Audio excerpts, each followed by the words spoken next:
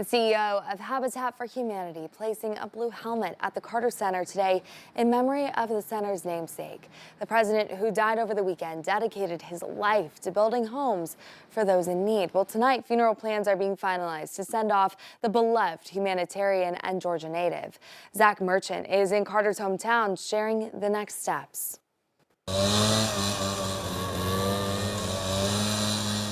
Small-town Plains determined to sparkle as it prepares to wave goodbye one last time to President Carter.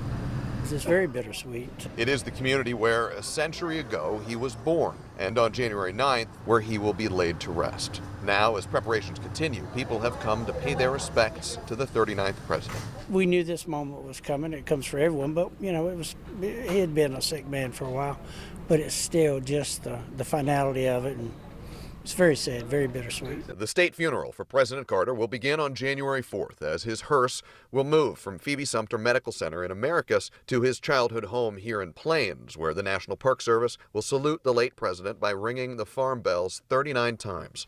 After the ceremony, his body will travel to Atlanta, pausing at the state capitol for a moment of silence before arriving at the Carter Center. After a brief service, he will lie in repose, where people can pay their respects until the morning of January 7th. Later that day, Carter will leave Georgia and head to Washington, D.C. to lie in state. Members of Congress will pay their respects in the late afternoon before the event is opened to the public. The late president will continue to lie in state until the morning of January 9th. That morning, he will travel to the Washington National Cathedral for a ceremony and funeral service. Carter then heads back home to Georgia for a private family service and burial in Plains.